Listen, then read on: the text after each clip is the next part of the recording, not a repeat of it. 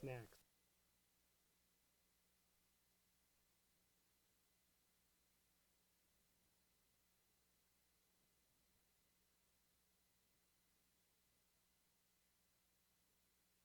I've been gone from my house since 6:30. You see those in?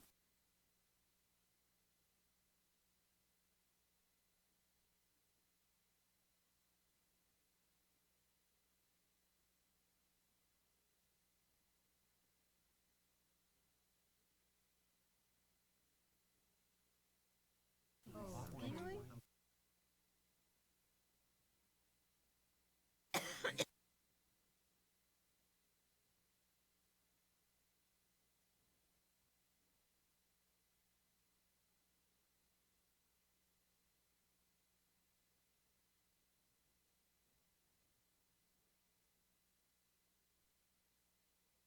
Groton. I work at the library. Now, who do you play for? And then usually okay. Oh, very nice. That's great, yeah. That's a good thing to do. Nice. I'm sure they love having you there. I took my mother to the senior center on a Sunday afternoon Good. to the Chelmsford, the community band, I guess they call themselves. Oh, it's on. Yep. It's on. Okay. Okey-doke.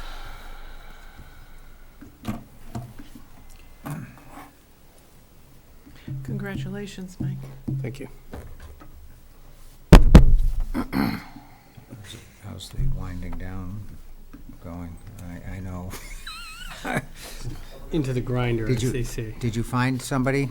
No, there's nobody in the All building. right, well, that's okay. We'll be all right. We'll do it the old-fashioned way. Excuse me. Okay, everybody's here, right? Okay, we can get started.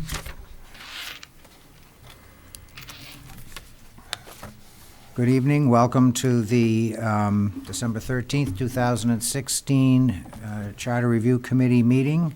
The time is now 7:04. I'd like to call the meeting to order. I would also like to advise that this meeting is being broadcast live by Chelmsford Telemedia and also being recorded for future broadcast.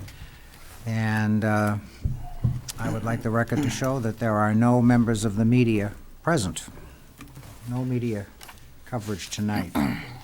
Just by way of media, when I was on Town Talk recently, I mentioned that they asked me about the charter review. I didn't have prior authorization, but I just explained generally what we do, but I did mention that our next meeting was the 13th and anybody was welcome to come. Okay, good, So, good. Well, I think we've certainly gotten the word out through enough different channels so that people should be aware of what's going on anyway, so that's fine. We have a little bit of a technical glitch this evening.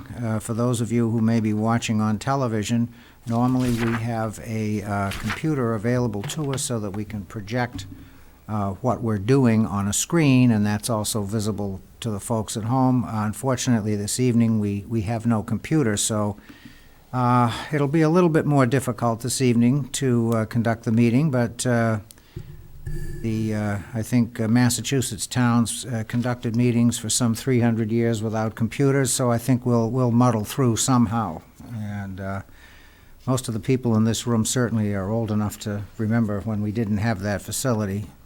The one on the end isn't old enough, but that's okay. So, having said that, it doesn't appear that we have any public with us this evening, so there'll be no public input, timely public input. I would like to address a suggestion that was sent to me via email, but we'll do that after we approve our minutes. So I would like a motion to approve the November 29, 2016 minutes. so moved. And a second? Second. Second, okay. Any discussion, changes? Yes. Go ahead, Sheila. I think we had a discussion on the Board of Health. I don't think it's in there in relation to whether we should ask them for somebody to come in to talk with us about whether they should increase the number to 5 versus 3 or not, and the reasoning, if they did not want to do that. Just want to make it transparent that we're looking at that issue and just so that the minutes could reflect that. Thanks. Did we in fact ask them to come in? What was that? Sam, were you, Have we in Yes, fact? we did. I'm reading from my notes. Oh, we had Let's a see. discussion about it, I know, but, historical discussion, and yes, we did, and I captured that in my notes. So what my notes say is that we had a general discussion on the structure of the Housing Authority as an elected body with a state representative member appointed by the governor, et cetera, and so forth. The committee asked that the Cemetery Commission and Board of Health appear before us to discuss elected versus appointed status. Okay, so if you could just add to the minutes, probably where you say the committee is about 2/3 of the way down your second page, Emma. The committee is going to ask the Cemetery Commission to come deliver their sentiments. You just put, and the Board of Health. Okay, that's all you have to do, insert that in there. And while we're on that subject, both committees have been invited. I sent invitations. you heard back? From the, yes, I did. We can expect, at some point, we can expect a visit from the Cemetery Commission. Board of Health wanted to take it up with the membership before they made a commitment to come in and talk to us. But I'm pretty sure that Jerry Hardy will be here to speak to us in the very near future. So, anything else on the minutes? Yeah, I have a question about the second paragraph. We proposed, or Mr. Cohen proposed, recommends integrating the commission into the DPW. Was it the whole commission, or was it the commission employees? And I'm not sure. That's why I'm asking the question. He was talking about the employees. He said the alternative to doing away with the Cemetery Commission would be that we could retain the commission as an appointed authority with general oversight and review authority over the cemetery operations. That's what he was recommending. But the actual employees would be rolled up under the DPW. So his first choice would be no commission? Right. Okay, all right. Well, no elected commission, No elected commission, right. No, an appointed commission. it would be appointed by him. Okay, That's what I have in my notes. all right. Well, first proposal is just to get rid of it. All right, second would be to appoint a commission if we felt that Okay, kind of. and that's right. pretty much what this says, so. Right. Okay, so are you okay with that, Yes, sir. Dan? All right. Anything else? Add T to the word own on the next to last paragraph, last sentence.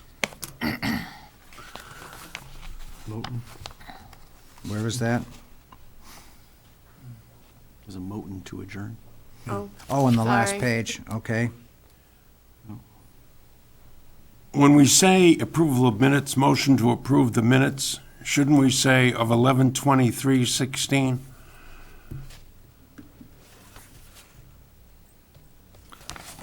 Yes, Should? I mean, it's implied, but it's not. yeah, no, that should well, be, that there's a should, date on the top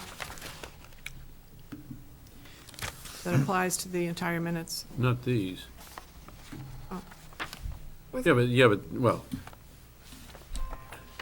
sometimes you're gonna get more than one set of minutes, so I think it's important to reference. no, it them. should be, I it should be just referenced. think you should Should be referenced, spell it out. okay. Anything else? Section 3(1)A. We had 3 people proposed appointing the cemetery commission and the constable. I would just say no vote taken at this time.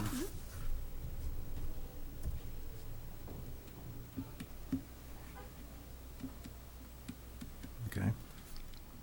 And my last comment is motion to adjourn. seconded 6 yea and 3 nay. I mean, we had 3 people that didn't want to adjourn. Is that?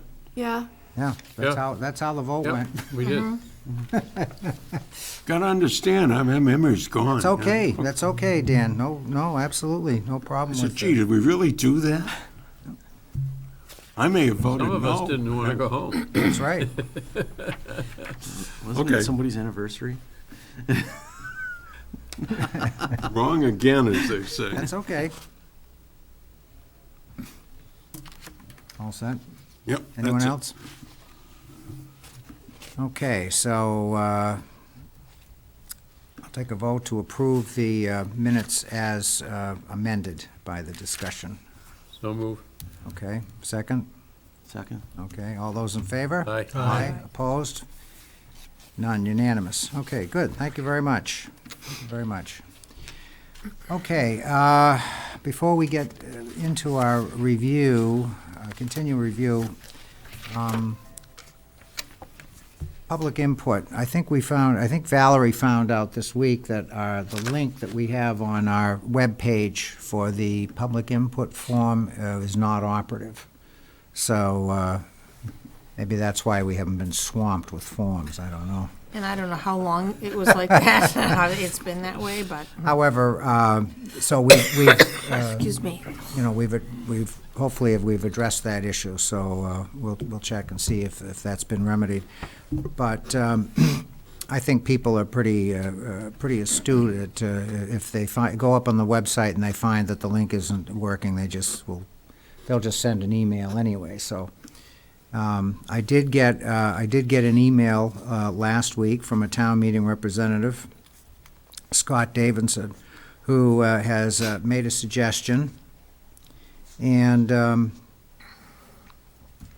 suggestion essentially is that we establish, or we recommend the establishment of an independent audit committee. Okay, that's his suggestion. It would be called the Audit Oversight Committee. Members would be appointed by the town manager and would need to fulfill 2 requirements. 1, a member would have to be an elected member of town meeting, and the member would not be able, or could not serve on any other town committee or board. And the purpose of the committee is suggested to be that they would review all external audits. So audit the audit? I'm not exactly sure what that means. I think I know what he's getting at, though. And also review all potential conflicts of interest among town employees and volunteers, especially concerning those who serve on multiple boards and committees. Related to that, be a general sounding board for residents to express concerns regarding the appearance of such conflict. Let's see. Number 3, hold public hearings and make recommendations to the Board of Selectmen concerning matters related to audit and oversight. And lastly, review the results of town meeting votes to ensure that actions directed by town meeting are fully carried out, and to provide a standing report at the subsequent town meeting. So that is his suggestion, that we have an internal audit committee that would perform those functions. So what I could do is I could just very briefly summarize that, get it documented, and then we can take that up. We could discuss it now, or we could discuss it at the appropriate point in the charter. Mr. Chairman, was Yes. everything that you just said part of one committee's potential authorization? Everything that you just said, all the particular actions you just read through, was a suggestion that this is a committee that can do all those things? Yes. Okay, I'm blown away. That's It's pretty big, it's a Holy pretty big mackerel. mission.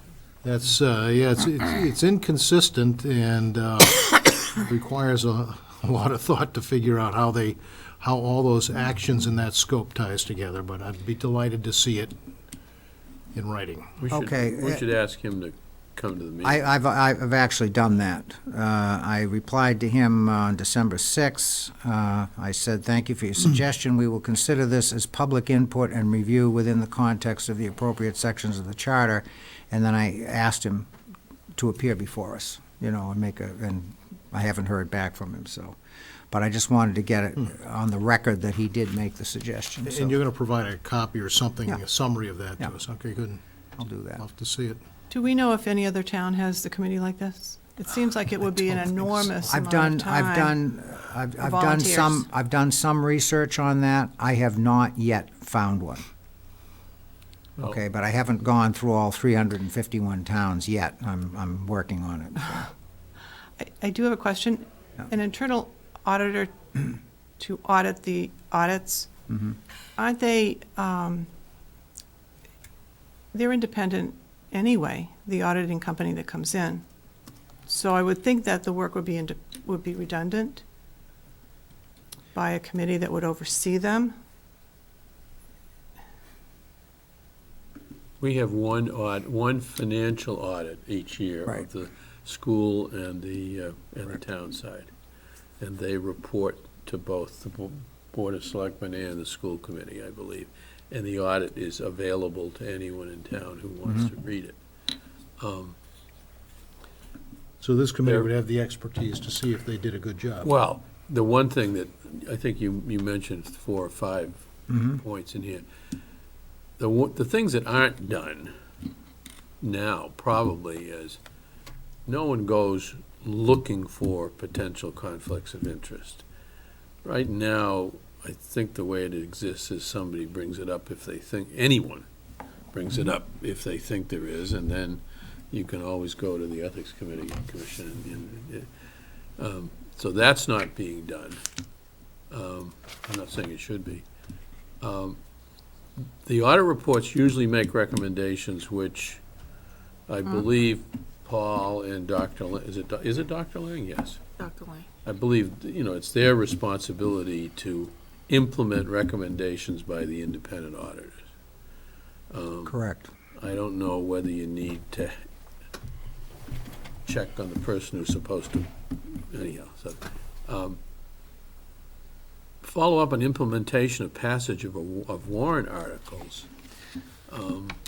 That's an interesting one, because I don't know that there's any real mechanism to say, well, that warrant article in fact was implemented. Just because it was passed doesn't mean it gets implemented, I don't think. Well, you would think the proponents of that article, That's correct. Would be- That's correct, should Sheila. We would find the think accountability. they would want to make sure it was. And it's real, I suppose that we'd have to ask him, but it probably only, he's probably more concerned, no, I won't say what's in his mind, but citizen petitions are probably more problematic than the warrant articles proposed by school committees and planning boards and boards of selectmen and town managers, right? Because they're kind of operating warrant articles. You could look at it the other way around, too, and say, if a warrant article were voted down, is there any mechanism for ensuring that is followed through? It too? doesn't get done. Doesn't get, yeah. Now, there's something that has happened in the last couple of weeks. When did you hear from this gentleman, Sam? About a week, a little over a week ago.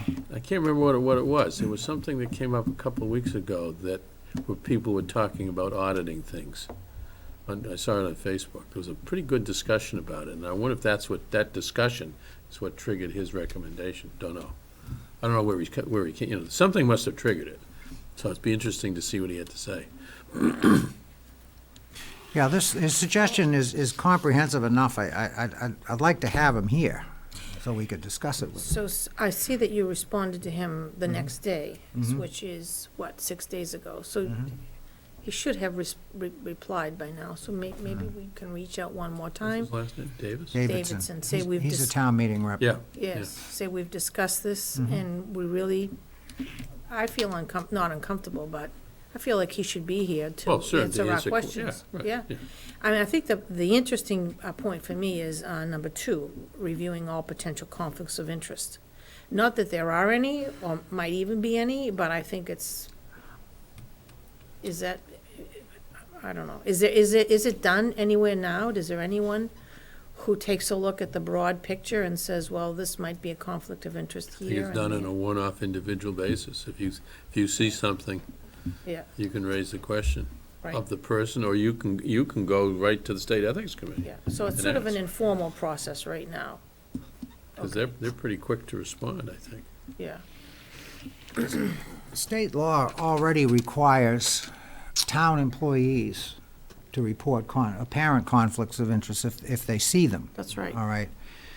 But, Do you have to take an ethics, you have to take an ethics Yes. test If you're too, in a- so, if you're- yes, yeah. right, yes, so, so, I mean, I think there's, as Dave has said, I think there's enough meat in here that and you've said, obviously, Val, that we really need to have him come in if he wants to flesh this out, you know, and then we can ask him some questions. You know, and inherent in any situation like this, I mean, if somebody's got an idea of making a change or putting something in place, then presumably they have an idea of how it would work. And that's always my question. Well, how do you envision this thing working in these particular areas? And, you know, we get some insight there too, so. So what I'll do is, I'll follow up with him and just say that we did what I said we were gonna do. We discussed his suggestion, and we think that there's enough substance in there where we would really like him to come before us, and we'll flesh this out with him. Yeah. Does that sound good to everybody? yes. Yes. Okay. And he leaves a phone number too, so, Oh, yeah. Mm. either way. When do you want to add items to the list? I mean, seems they're going to eat the elephant with one bite, because that's what that is. You're eating an elephant with one bite with that list. Yeah. That's enormous. I'm not saying it's wrong, I think it's terrific. Okay. I'm not sure. Why hasn't it been done before? Why isn't it done now by the different departments? Well, I think it is in some fashion or another, but what he's talking about is a committee of town citizens, not employees. That's what he's talking I about. mean, he's looking for a third-party audit. Exactly, exactly. Well- You know, I mean, for all practical purposes, your internal audit team is the finance director and the town accountant. That they do any internal audits, okay, right now. That's what's done on the town side. And then the independent audits the town accountant and the town treasurer. And then you have as Dave said earlier, you have an annual audit by an outside audit firm, and generally the Board of Selectmen likes to make a change every 4 or 5 years to ensure that the And auditors it don't get should too be done- comfortable. It should be Yeah, done every 3 years, but, you know, what do I know? Whatever, but I mean, you know, and I think that's, but we're talking about residents of the town sitting on a committee performing an internal audit function and conducting investigations What a in terms great of idea. potential ethics complaints. That's what Well, he's talking But about. so far as, I'm sorry, No, ladies first.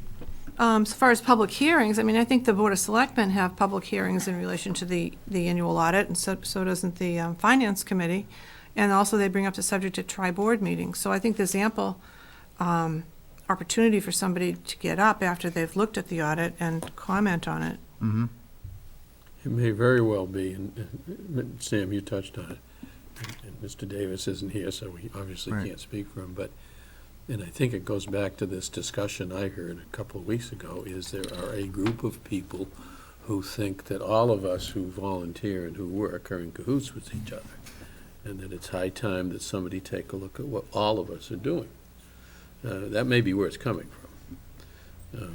Because Certainly, because that's- otherwise, it's just, someone could argue it's a fox watching the hen house kind of thing. that sentiment certainly exists in town, as you well know. It always does. And it's In any town. In a different In any form town, or right. intensity from year to year. It just, yeah. But this is, some of that argument is very similar to the town meeting attendance that we've discussed before. my recollection is the number of people that applied to this committee was not This that committee. high. Correct. And we've had a couple of resignations for a variety of reasons, and we've had a hard time filling. We have a vacant chair right now. I think there are people out there that want to be involved and have the time, and they generously volunteer. But if we start knocking people off, for a variety of reasons, you might not have people coming forward. Some people might not want to go through that vetting process either. So, I mean, there is merit to some of the things he raises, but I also think it may cause even more people to shy away from coming forward and giving up their free time. Pros and cons. And I think we've seen some of that in the last 6 or 7 years. Mhm. So,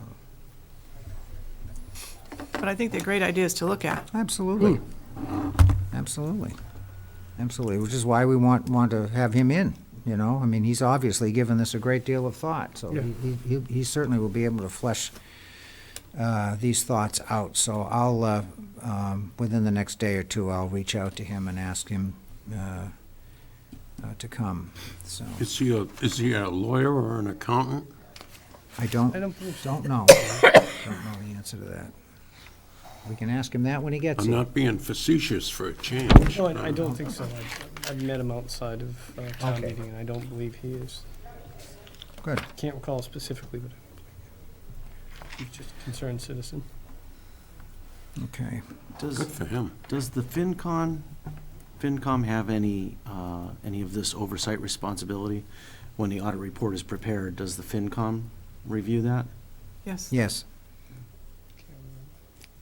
They're always invited. I mean, when the auditor comes in and presents to the Board of Selectmen, the FinCom is always asked to be in attendance, so they have general oversight for any financial matter. They don't have to get involved in any ethics questions. So that's something new that he's brought up. You know, as Dan said, there isn't anybody doing what he suggested relative to ethics right now. So, Yeah. okay. Are we all, anyone else have any thoughts on Mr. Davidson's suggestion? We'll get him in. Okay. As I said earlier, Wow. I'm sorry. Excuse me, no. As I said earlier when we started the meeting, we're experiencing some technical difficulty. We don't have the use of our computer to do a projection on the screen, so I guess I'll ask, does everybody have a hard copy of the charter with them? Yes. You do, all right, so we'll have to do it that way, and our apologies to the viewing audience, if there are any, who will not be able to follow along via the TV screen. So, before we pick up where we left off the last time, let me just ask, oh, I'm sorry, there's one thing I wanted to do before we got into that, and my apologies. I said we were going to talk about our meeting schedule for 2017, so why don't we do that now while it's, Well, I think we picked 4 Fresh. dates last meeting before we adjourned. I had in my notes that we took January, let me see, 11th and 25th, and then February 14th and 28th, because we mentioned it was Valentine's Day, if you recall. okay, the 4th and the, Excuse me. what did you say, Mike? The 11th and the 25th of January, and then we mentioned the 14th and 28th of February. Well, 11 So and that's- 25, but those are Wednesdays. Those are Wednesdays. yeah. So I have the 10th and the 24th in my Okay. calendar, Okay. and then I have the 14th and the 28th. Does that sound right? All right, now, did we have a discussion about February 14th last week? I think we did. Yes. Somebody Yeah. brought that up. Some Okay. of you did. Me, no. Somebody said did somebody say they didn't want to meet on the 14th? I don't think so. I think we all said, You okay with that? Oh, yes. All right, you'll get your flowers anyway, right? No, Oh, all right. Okay, so, I don't know. Reservations are easier the day before or the day after. boy, so. that is the truth. You're absolutely right. All right, so if we, let's see, January 10th and 24th, and we said, what, the 14th and the 28th of Yes. February? And then let's take a look at March. again, 14 and 28 if we're doing every other. Okay, yeah, Would- that's would just be- that's a mirror of February with That's a right. couple of extra days added to it. Okay. And April 11th and 11th and 25th. Wait, did we just fly over March? Same, 14, 28. We said March 14 and 14 and 28, right. Same as And Mm. May 9th and 23rd.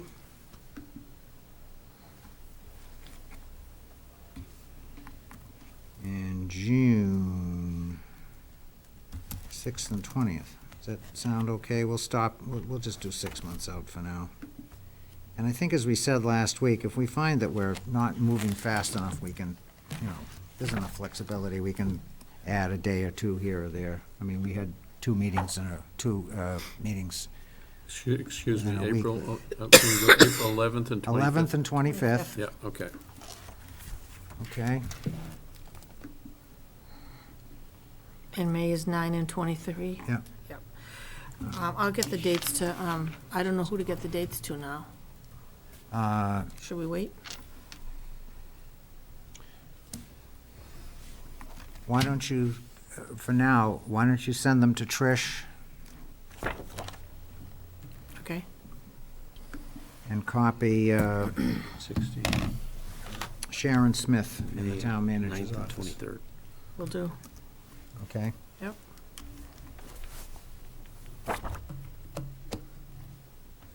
I cannot make May 9th, but that's all right. The rest of them will be here. Don't start changing schedules. Okay, all right, that's fine. Yep. Yeah.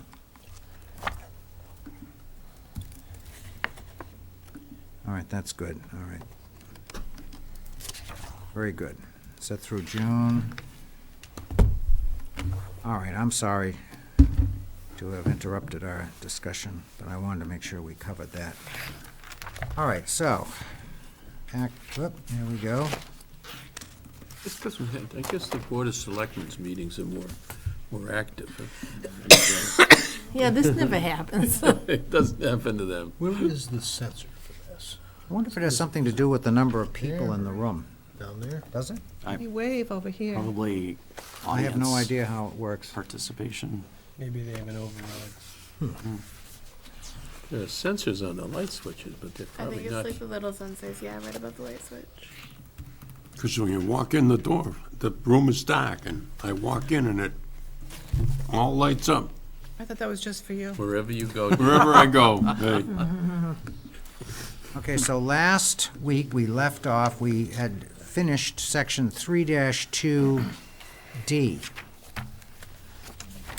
And yes. we had said, section 3-2A through D, we felt that no changes were required.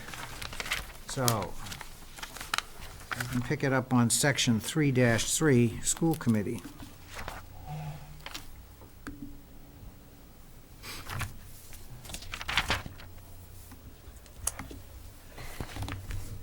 can someone explain to me the difference between the authority of the school committee and superintendent as compared to the town manager and board of selectmen in our charter? Or is there no difference? Negotiations. School committee negotiates contracts directly, board of Yes. selectmen don't, but the That's, town manager does. And that's a major difference, right? the superintendent doesn't. Hiring is the same. Superintendent hires, school committee approves, board of selectmen hires, town manager hires, board of selectmen approve. Well, I In might, some instances, Yeah. not all instances. I think there's a handful, and it's spelled out here. I think the town accountant, a few other, Well, town accountant reports to the board of selectmen, correct? Town council and town accountant are direct reports to the board, correct? But is there, we talk about a strong town manager versus a weak town manager in a general sense across. I don't think every hire that the town manager makes necessarily has to be approved by the Board of Selection. I think he has discretion to hire certain people. But and some I think he makes the board aware of and looks for input. Now, how about in the school? Is the same Well, thing true for this- certain jobs in the schools? Dr. Lang hires and doesn't need Board of School Committee approval? Correct. Sheila, don't the Correct. principals have hiring authority for the Yes, he individual hires the schools? principals, and then they Yeah. have the So it's authority. decentralized in that Right. respect? Yes. Okay. Yes, it wasn't, but prior to 1993. Was Ed Reform changed that? Ed Reform Right. changed that and made school principals be building managers. So they were the forefront of the hiring. They interview, they do, and then they send a name to the superintendent for an How about interview. removal? Is the removal of the town manager by the Board of Selectmen the same as the removal of the superintendent by the school committee? I think it's pretty What similar. is it, 4 out of 5 for the, Yeah, it's a Town manager. supermajority for the board right? to remove the town manager after a suspension and an appeals process.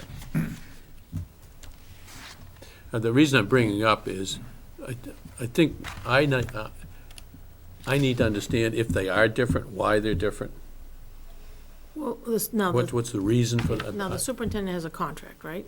I mean, So does the town manager. town manager. Who approves of the town the Board of Board of Selectmen? Selectmen approves the town And the school manager's committee contract. approves Right. the superintendent's contract, okay. Well, We don't have our little iPads here, but I would venture to say that under the plans of government, there is probably some authority in those statutes for the respective boards, be it the Board of Selectmen, City Council, and the strong manager, strong mayor, with regard to who can make what decisions, and similarly by statute, I'm sure the school committee has certain powers and duties governed by the Massachusetts general laws. And then, as we've seen already, a lot of that has been codified in our charter. So without seeing it, I would venture an educated guess that there's going to be something in the general laws that guides us in these sections of the charter. I can try and look it up, but I don't have too much battery on my phone. I usually rely on the... Then the Department of Education, plays a big role with the schools. Mhm. Yeah, there are minimum standards set by the state, things like foundation funding and things Exactly. of that nature, Mhm. right? Mhm.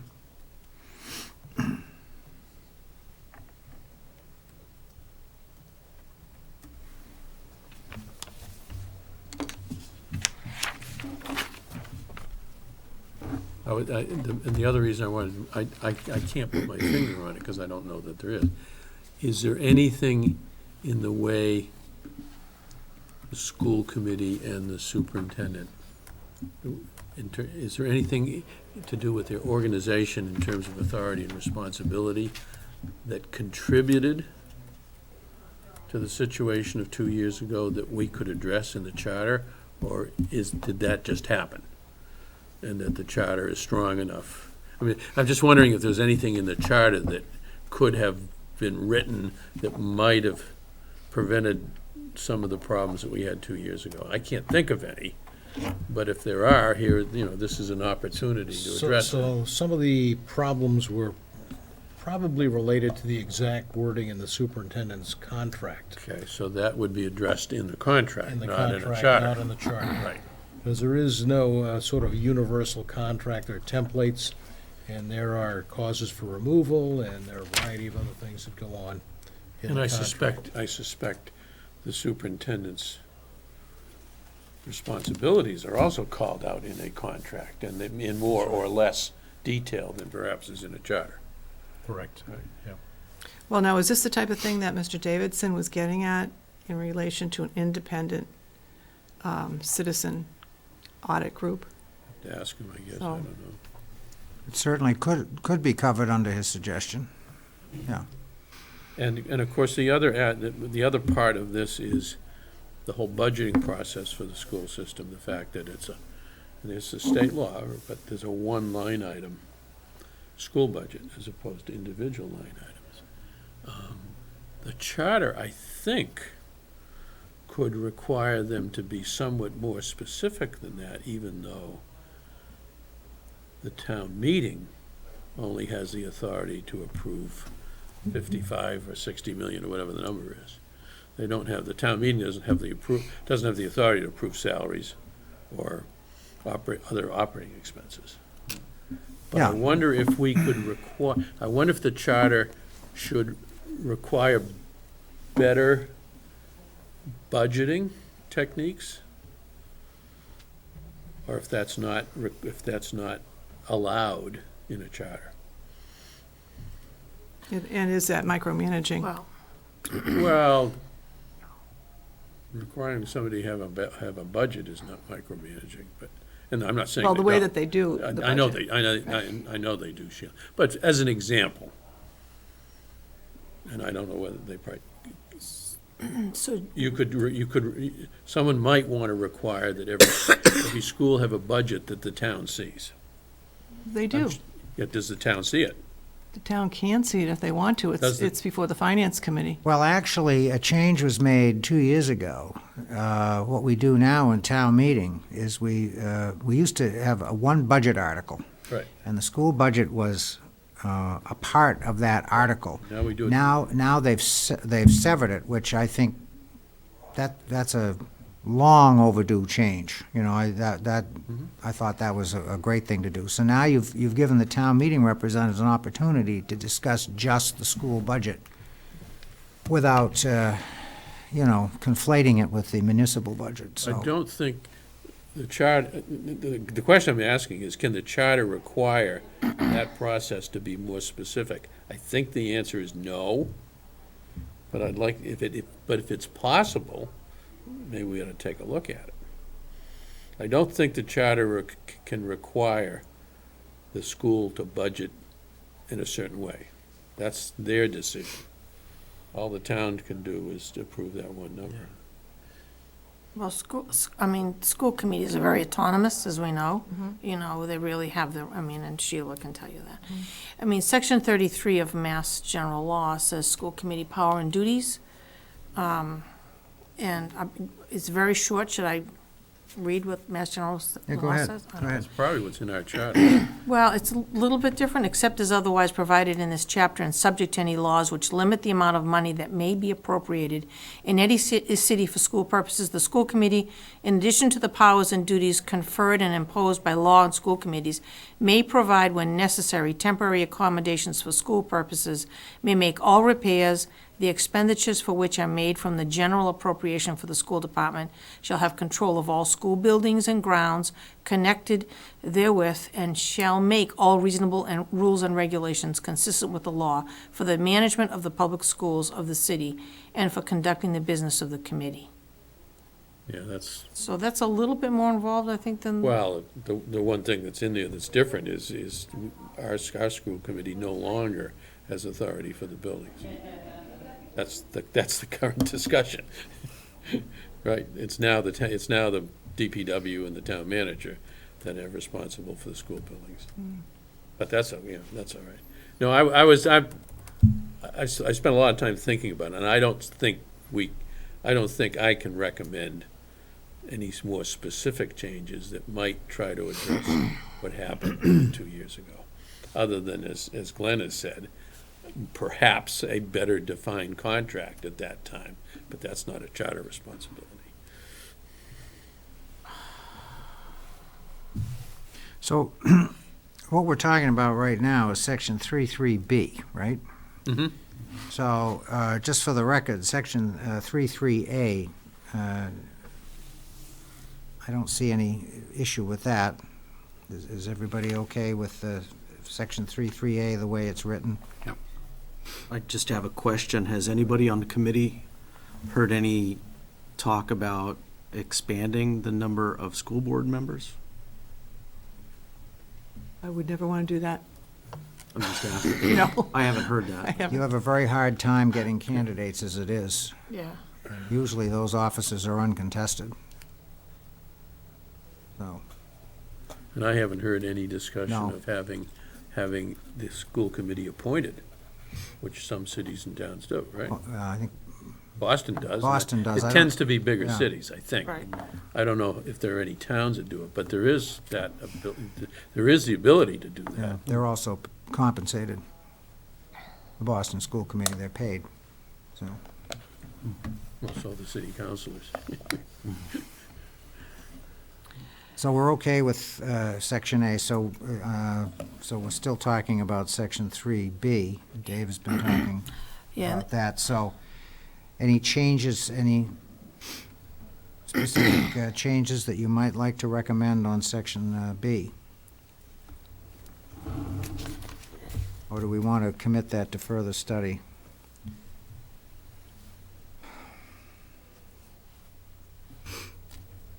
I guess I have a quick question. In light of what I just read, which is part of Massachusetts general law, what our charter tells us the power and duties of the school committee are, and considering what the current issues are before the town with school buildings,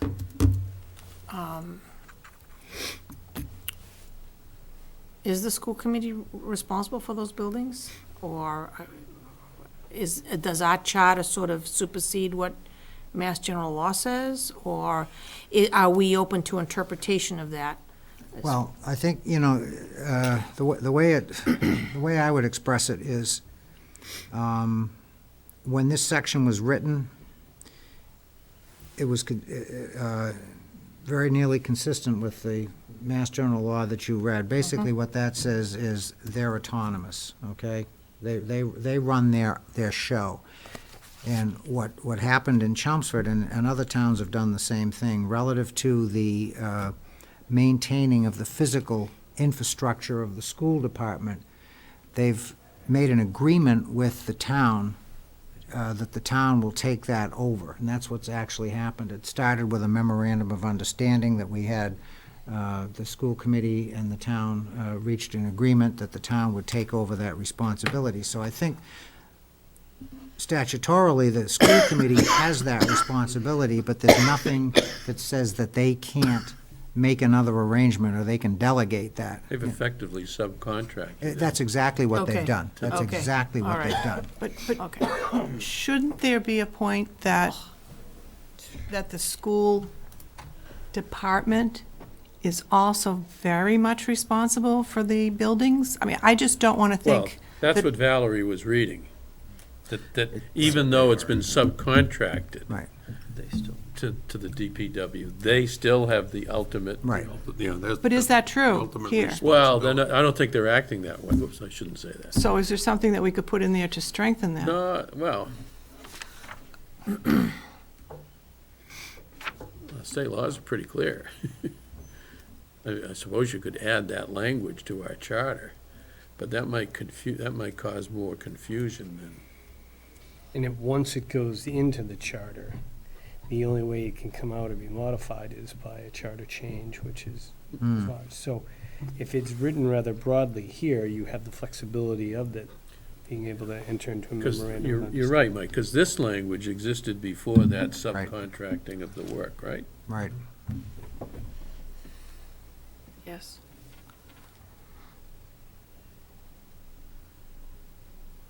I just don't like to hear around town that it's the town's responsibility only. Because we all know it isn't, course not. but how can we have everybody understand Yeah, I that? don't think that's a charter issue, though. Okay. That's a government issue. You know, there's been an agreement made between the schools and the town, and the town and the DPW, which is a town, on how they handle schools. You know, if there's an issue with it being done well or poorly, that's an issue to go before the Board of Selectmen and the school That committee. relationship's not being managed correctly. Well, if it indeed is going poorly, I'm still waiting to see data. We haven't seen, Yeah. yeah. I've heard a lot of innuendo and statements and reports and something, but it's rough being an engineer sometimes because you have to see the data that backs up all the discussions that have been taking place. I've been in rooms where I'm cold and somebody else is hot, you know, and so what is the actual temperature of the room and what should it be? So when it comes right down to it, what's the temperature in the room? And what's an acceptable range of temperature for rooms where our children are? I'm pretty sure it's not 40 to 50 degrees, but it might be 65 to 75. So I haven't seen one whit of data yet. But to get back, I think, to continue what you're saying, Sheila, and I don't think we can address it in the charter. It's a matter of managing the relationship and what happens when it's difficult to manage that relationship. How do you resolve it if it's difficult? You could say, I would guess, in this case, if the school committee really believes the DPW is not managing the responsibility to their satisfaction, they could take it back. They can. And when it was set up that way, There's it nothing was to prevent them. intentionally set up that way. There's but nothing they to could take prevent it them. back. Just the way they subcontracted, the Cafeteria. the inside maintenance. Janitorial And then the services. janitorial service, Yeah. and then they brought it back in. Yeah. It's the same thing, it's exactly the same thing. So really what we're saying is, with all the discussion we've just had, we really don't believe that we want to amend section 33B. That's correct. I think it's that's okay. correct. Okay, good. I'm glad you explained that. Well, that's the job of the chair, I like to listen to the discussion and then summarize. Okay, good. Section 3-4, moderator. A is pretty easy, I think.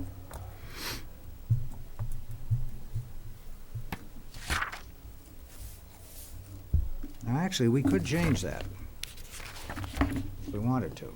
A or, A, term of town moderator shall be elected by the voters for a term of 3 years.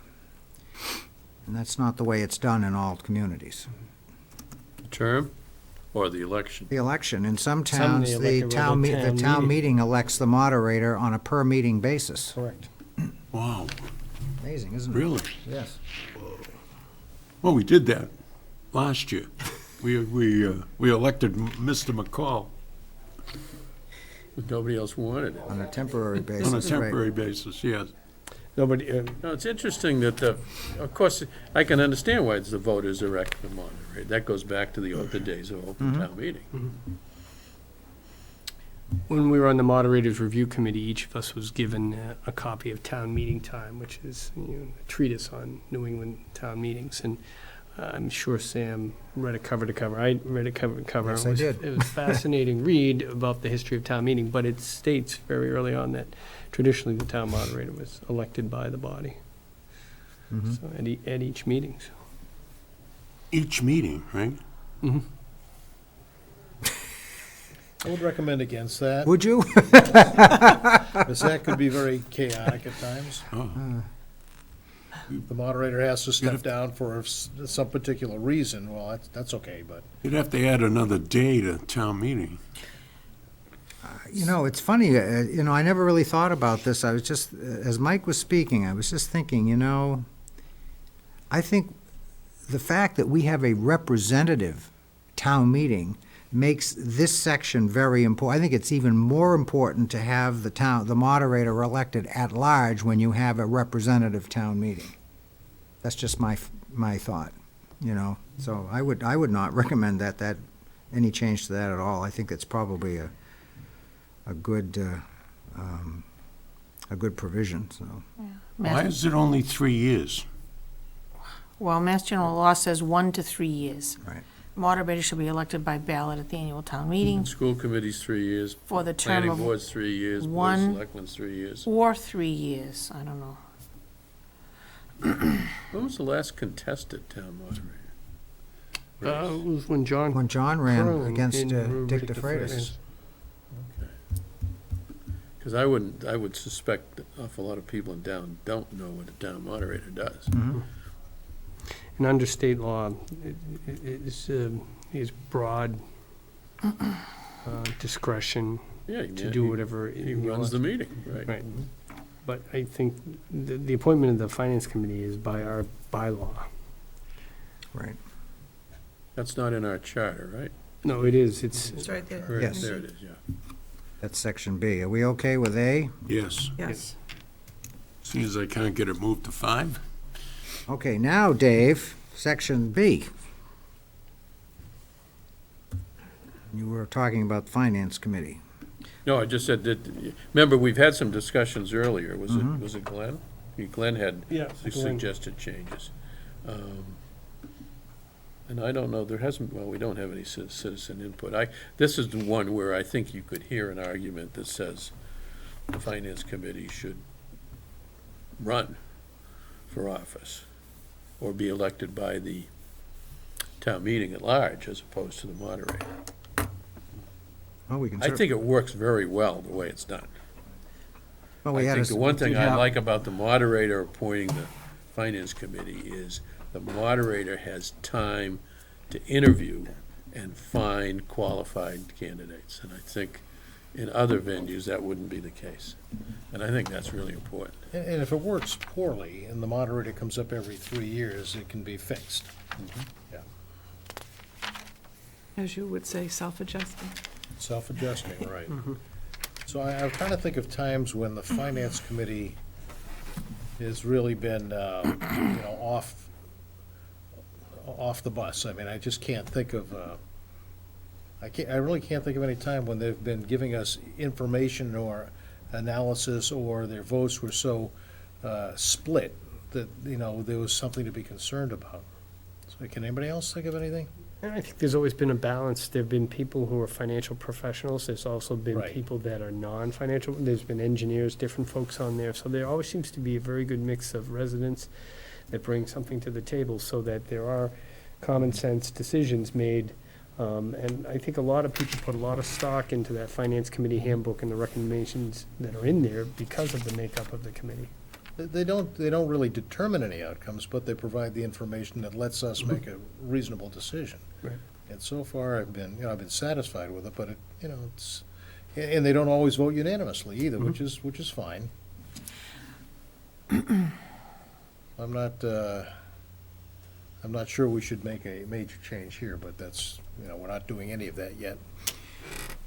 Well, we've had a suggestion from one of our selectmen that we recommend a hybrid committee where some members are appointed, 3 members are elected.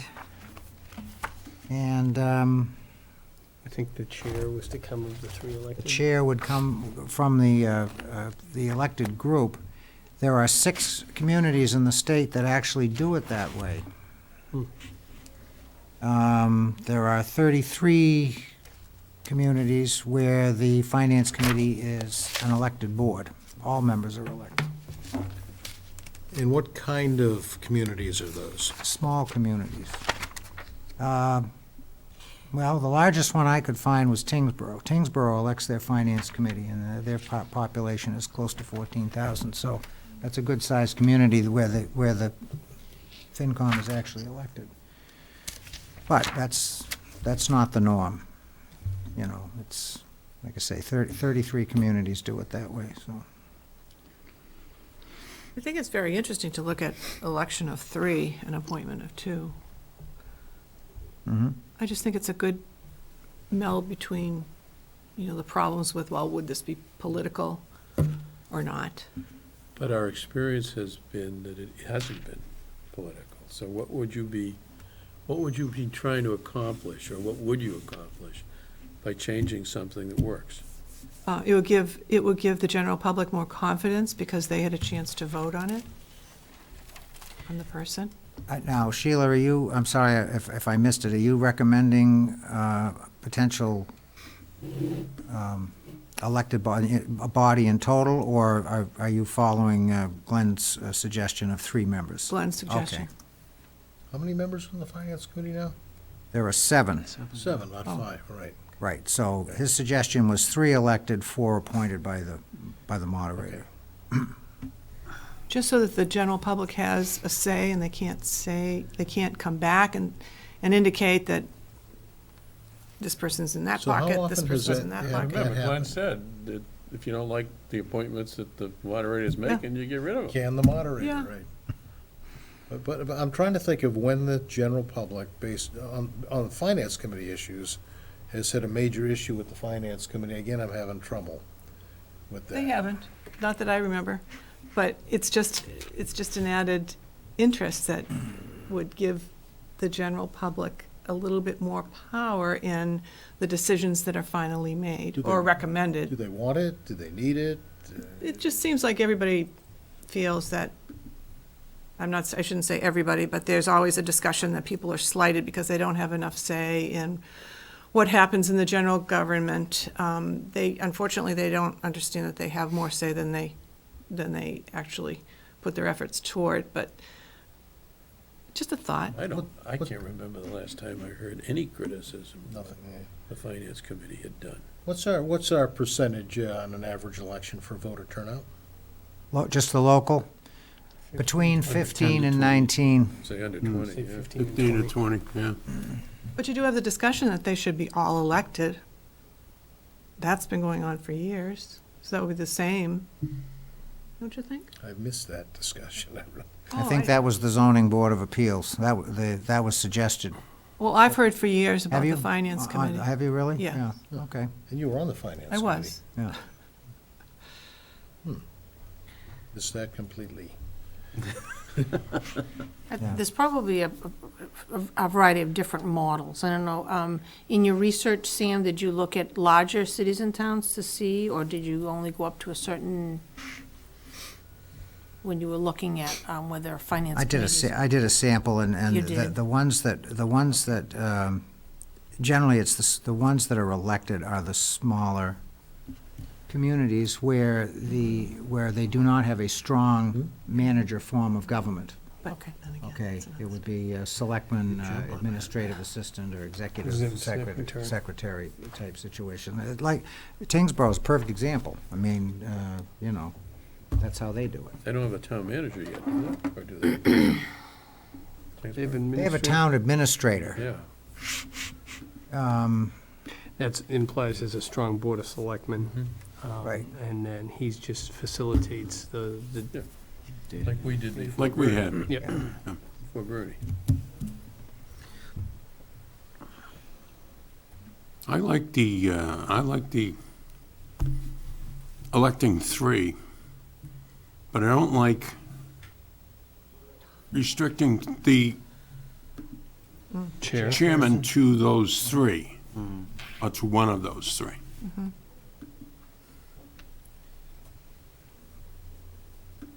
I mean, I can think of some criticism of the finance committee from attending meetings.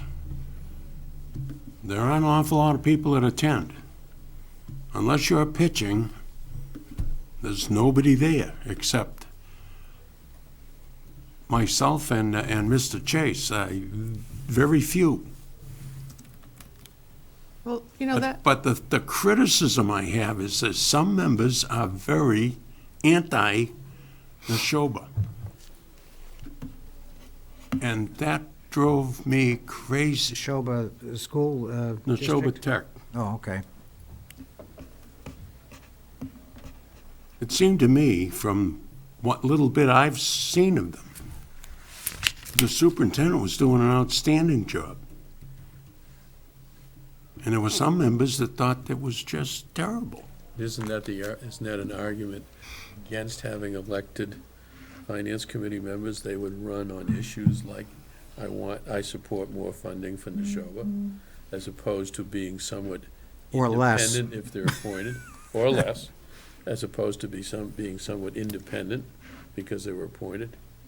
partially the dissension there came from the releasing of their audit, their final audits.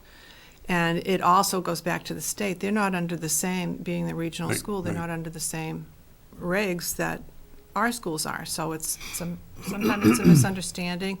Sometimes people just don't understand why it happens that way. But, they can go by their rules and we can go by our rules. And so And they've people always just run don't with us. agree. They've recently run with a good surplus too, right? Yeah. Well, that was part of the concern back then. Dan, would you consider that, those kinds of discussions on the FinCom, would you consider those at least semi-political in nature? Yes. Not semi, I'd take the word All semi. right, well, I thought that's where you were going, okay, so, No, it's so, not semi. so even with an appointed. I don't know what it is. Even with an appointed board, we can still have politics creep into the discussion. Absolutely. Yeah, I would agree with that.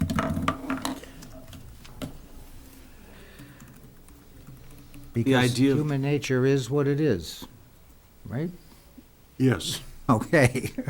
The idea of the 3-4 split, I find appealing, with the idea that you still have the majority of the board being appointed and autonomous, so to speak. But you do have that public representation also. You know, I find It doesn't, I don't think it dilutes the control Yeah. of the moderator. I think you get much better people on the FinCom if they're appointed by the moderator.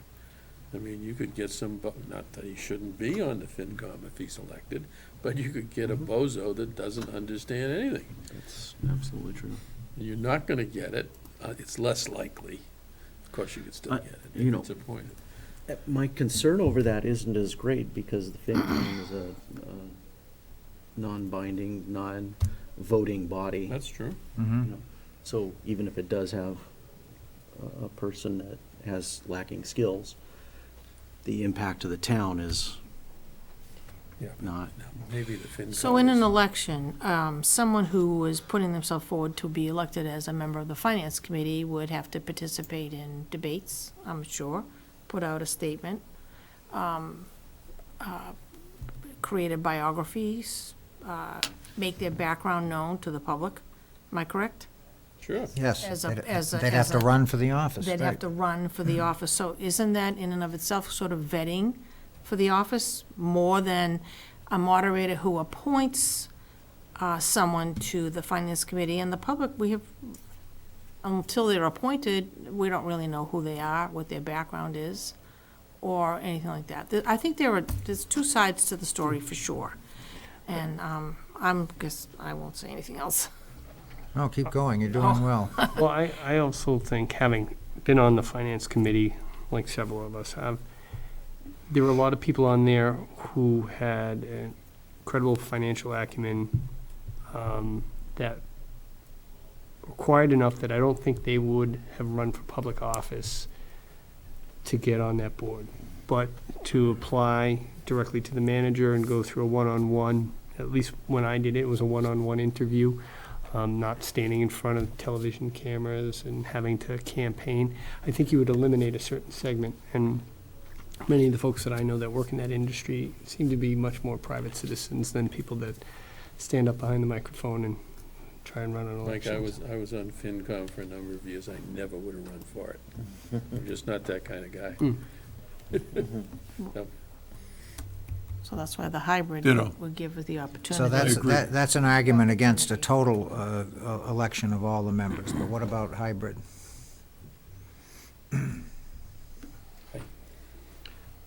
I don't think it's broke. Neither do I. If you're going to either do all of one or all of the other, because I think you get into a very strange situation with a hybrid committee. But You might- that's, Yeah, you also might cause somewhat of a schism on the committee itself between those who are appointed and those who are yeah, elected. because you might, if you get a group of people that are not well skilled at finance as the elected members, this is, again, looking at all the possibilities, then the town moderator might feel more obligated to get people that are highly skilled as appointees to offset, the other people who would be there learning about it. It's a very steep learning curve. I just sent everybody. Does that create more of an internal debate, too?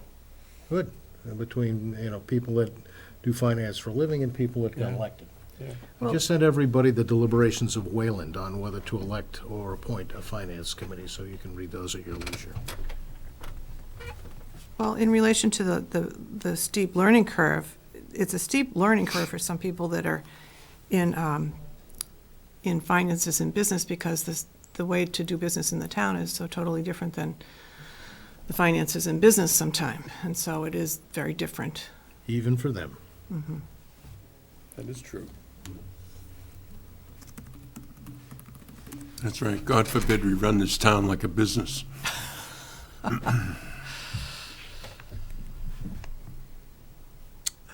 Okay, so, what we're talking about now is the, section of the, town moderator section of the charter that talks about appointing a finance committee. So right now, we appoint the moderator appoints all 7 members of the FinCom. We are discussing the pros and cons of a completely elected board or a hybrid board composed of 3 elected and 4 appointed members. So we're talking about that. Do we want to take any further action on that particular point? Do we want to research that more? What does the committee feel is appropriate? I'm sensing that the committee would not go for an entirely elected board. Could we rule that out at this point, or should we have more discussion? Well, that's what I'm asking. I mean,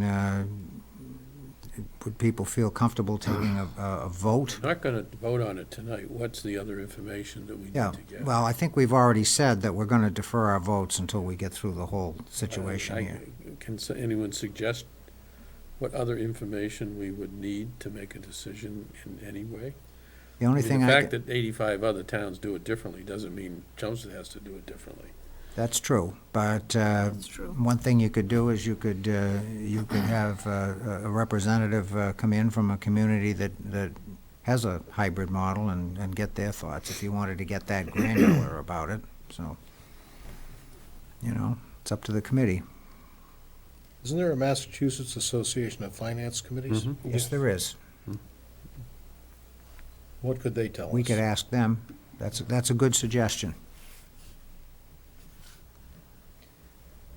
I think there's a Massachusetts Association of just about any kind of committee you can think of. I think you're right.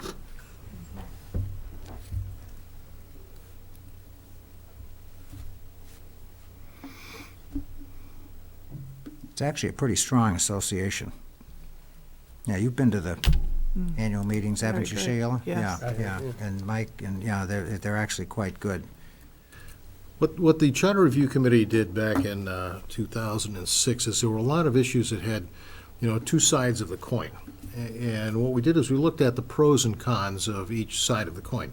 In this case, it would be a fully appointed or fully elected. The edge of the coin would be the hybrid model or something like that. But, and then looking at the pros and cons, we voted on it. So that just the weight of the information, for the most part, decided, how the vote came out, and they weren't all unanimous. I mean, there was a lot of, 7-2 or whatever the number of votes were at the time, votes. But at least we got a look at both sides of the coin and had something to vote on. So, the Massachusetts Association of Finance Committees might have a good look at that coin, what's worked, what didn't work, be able to tell us, and depending on certain situations in the town, it's better to elect or better to appoint, or, again, I don't know much about the hybrid model. All right, so I can take that as an action item. I'll contact the association and ask them for their input, and I'm sure they'll be glad to When we go give through the us- final, I don't know how many of you have had a chance to go through the report from 2006, but before these meetings and at these meetings, I'm reading it too, to take a look at, well, what did we think about? I mean, what were the issues that were on the table in 2006? And surprisingly enough, the same issues we're talking about now. So some things changed, but mostly they don't. And so I think it's good to look at it again to see if something's changed sufficiently that we ought to take another look at that particular part of the charter. But we captured the pros and cons and captured the logic behind doing what the result was. So I think when we get to that part, that might be good for us to do. It wasn't that hard, and there was only like a page on each major issue that we addressed. So I Well, I recommend think, taking a look at it. I agree with that approach, and I think that's what we're doing. I mean, we're having the discussions now, we're not really taking any votes. We're doing pros and cons, we're capturing the essence of that in our minutes, and we're taking notes, and I'm keeping a running narrative, so that when the time comes to do that, we can have a spreadsheet with each issue that potentially could be voted on. But, you know, we'll list the ones where we said are fine, we're not gonna take any action, and then we'll highlight the ones where we think we might take action. And then the elements of the discussion would be indicated under those particular areas. You know, here's what some people had to say about why we should make the change, others feel that we shouldn't make the change for these reasons. So I think that's, follows your logic pretty well, I would say, so. That's how I see it going, anyway. Correct me if I'm wrong, but I think this is one of the first issues that we've come across where there's divergence of opinions, really. I think on most other issues that we've talked about Yeah. over the past several months, we've all eventually come to a consensus. We're Right. doing pretty well. Yeah. Everybody's okay with getting some additional information from Mass Association of FinComs, okay? Sure. Yeah, I think it's a great that idea. is a good idea. So we'll make sure that that's done before the weekends. Okay. Anything else in this section that we need to look at? I did want to point out that it indicates decide all questions of order. I think we were talking about that several meetings ago, whether the Board of Selectmen decide on the warrant's order or not. And so it specifically says here that the moderator is the person to select the order. Decide all questions of order. Oh, that's No, not I the think same. that's order of the meeting. Okay. That's what that means, Yeah. right? Okay. Right. You think it means order of the, maybe we should clarify, you think it means order of the warrant? That's what I did, but in second reading, We when could you add the mention word, you it. could add the word order of the meeting, if it wasn't clear. Might be just me. No, you're not the only one, I'm sure. Well, the phrase comes right after proceedings at Mhm. all town meetings, so I think it's Okay. pretty clear that Yeah. it means meetings. Yeah, the questions of order are by that's, I think that's a legal term, of points of order. Right. In Right. the meeting. As opposed to order of the warrant. I Yes, think. right. Well, what about changing the word questions to points, as you mentioned? Some of the, No. it's an interesting thought. There are, points of order tend to be more factually correct. Questions of order sometimes are used to determine if there is a point of order. Yeah, I think the term questions here encompasses points of Yeah, order. I it think it's would. all inclusive. In other words, if somebody has a question as to whether something is a point of order, because there are points of order that are specifically allowed in the meeting, then the moderator has to figure out what's going on. I believe a point of order is when you feel that the rules are being violated, you can stand and challenge, point of order, Mr. Moderator, and he'll usually call on you to explain it. And you can say, I believe that, he's out of line or whatever. And then somebody may have a procedural question of order, so I think there is a distinction. Yeah. That's how I recall, or how I interpret them. Are we okay with that? Okay. Mhm. Anything else in this section?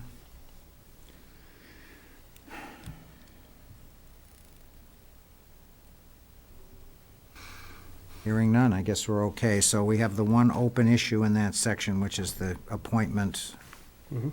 versus election of FinCom, so we'll take that up. Good. I That think you're right. means the bylaw would have to be changed, right?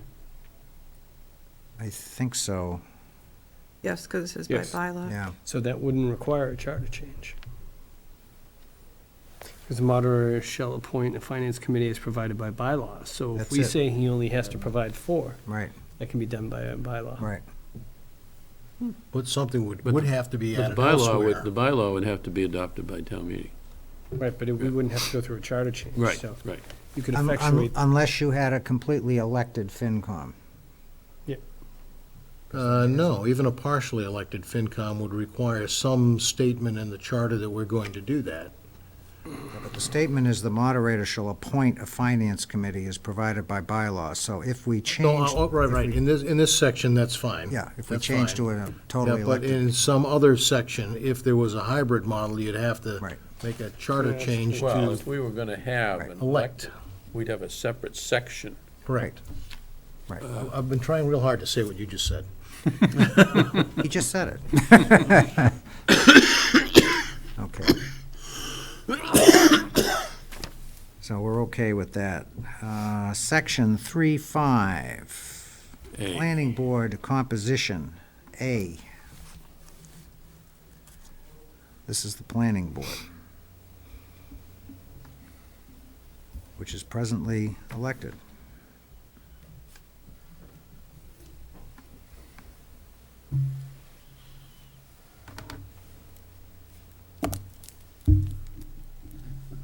Seven members elected for terms of 3 years each.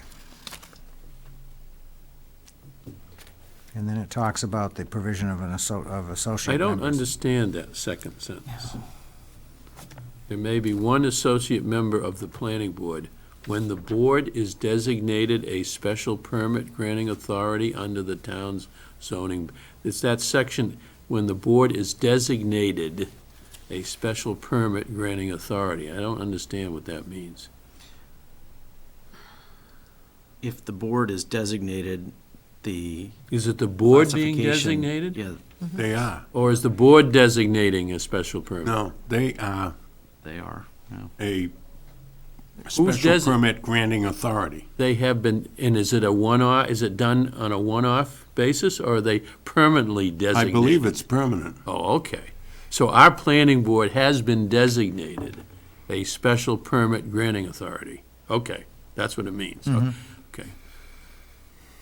So that tells, because we've been granted that. That would be then in the- that gives us the associate member. That would be in the zoning bylaw. Okay. Correct. So you have a standing associate member, somebody who's always there.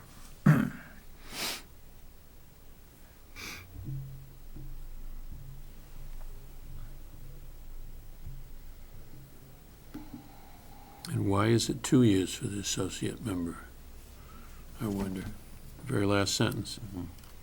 Associate member shall be elected for a term of 2 years, when the planning board is 3 years. I don't know. Must be a reason for it.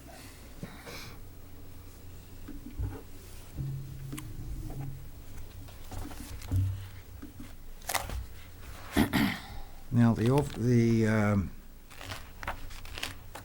overriding issue in this section is the fact that the planning board is currently elected. In some communities, the planning board is appointed. Do we want to talk about that? No, No. Is there leave it alone. any sentiment on the It's committee set at all for policy. making that kind of a change? That'd be pretty, I think that would be a pretty dramatic change. Oh, that would be a very dramatic change.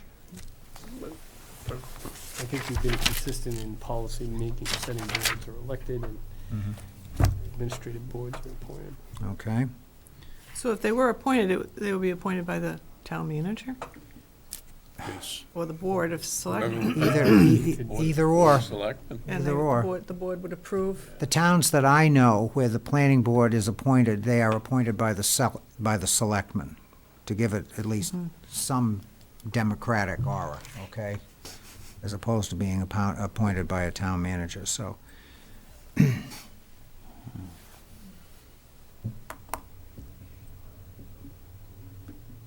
When does the associate member participate, Dan?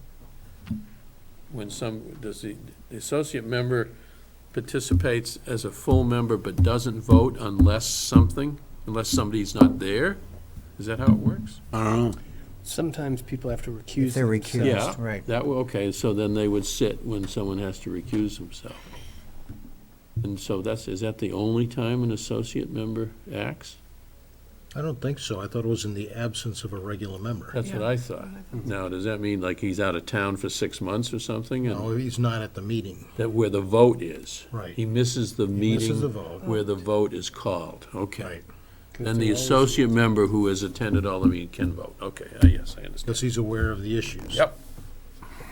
All right, so just back up a minute here, so I have this. So there is no sentiment of the committee that we should consider talking about changing this board from an elected to an appointed board? No. Okay, fine. Okay, so now, continuing to talk about the associate member. My only What's the question is- difference between associate member and alternate member? Board of Appeals are called alternates, where they sit when someone's not either able to sit or has an illness or some other reason, but they have to sit through a particular hearing from beginning to end. Well, I think that's also true of the Is that- associate. Is that the same requirement for the planning board? So, Yeah. I mean, I would think so. well, that's a question we should ask. But I think it's the same, but I'm not sure that it is. Conservation has associate members. Are they there every night, every hearing? No, we don't, we can have them, we don't. I'm sorry. I'm just trying to see if there's a definition of what associate means. I don't know what No. your thoughts, Mr. Chairman, or the rest of the committee, it's a little off topic, but I thought might be nice if there's a footnote after each section that, at the back, we could have a list that points to the Mass General Law from where much of our wording derives from, so that people could see. Because each meeting, one of us tonight, Valerie's had the computer, and Dave, and we're looking up where the authority comes from under Massachusetts general law. So it might be nice if there was a little footnote, and if I have time, maybe I'll go back, because I looked up a lot of that. Just something to think about if we do make any changes, or even if we just reprint it or reformat it, that we put some of these footnotes there as to where some of the authority, or just a reference in the back of authorities. Well, I don't think it is off topic. I think it's apropos, and I think it's a Absolutely. terrific suggestion. idea. Yeah, and it should be done, in my opinion. How often might those laws change?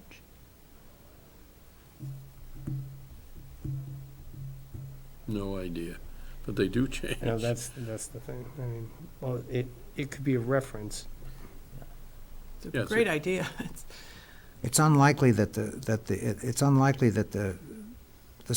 whatever is being addressed in the general law, it's unlikely that the section would change. So at least the footnote would get you in the right area of the general laws where you could look something up, even if there was a change. Do we want to put links to the section in the general law that, I mean, that would make it a little bit easier to reference, but then Because- again, it would be subject to changes more, but still. So in other words, if you go to planning board, there are planning board duties, planning board power and duties, chapter 41, section 70, section 81B, 81A, duties of a planning board again. But the footnote could just say, see generally Massachusetts General Law 43, whatever, and Right. And then you just, Give you an idea. because otherwise you're spending 20 minutes trying to find the It reference. jumps around a bit, but, yeah. I've sat here. Good. I think let's adopt that. not a charter change, but it's just to, if we print it or format it, maybe clarification. Well, it's a recommendation that we'll make. Okay? Okay. So, is everybody okay with that? All right, that's good. I like I that. think the term, Dan, is probably, the term, whether it's associate or whatever it is, it's however it's defined. Because in the case of conservation, the term is associate, but it says the charter defines its roles.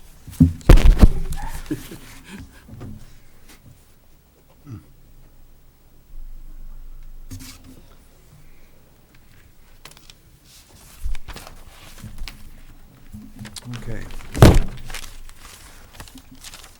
Rough meeting over there.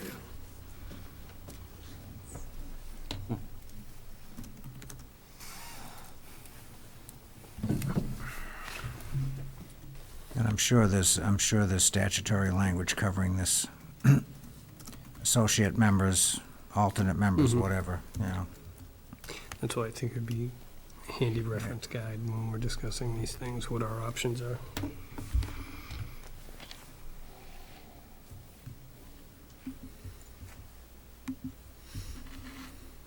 Okay, anything else on section B? Yeah.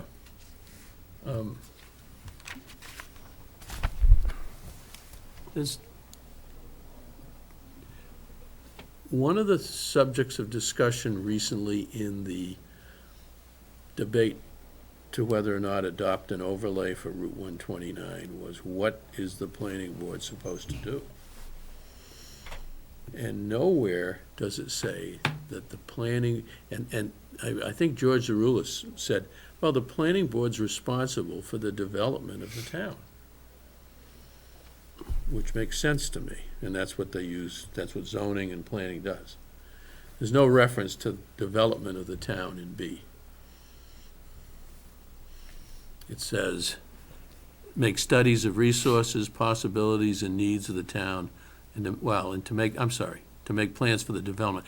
I apologize, I misspoke. I think what I was gonna say, what I meant to say was, the planning board didn't refer to the charter in the public discussions, and they should have right at the outset, because people weren't sure where the planning board was coming from when they discussed the overlay. I apologize.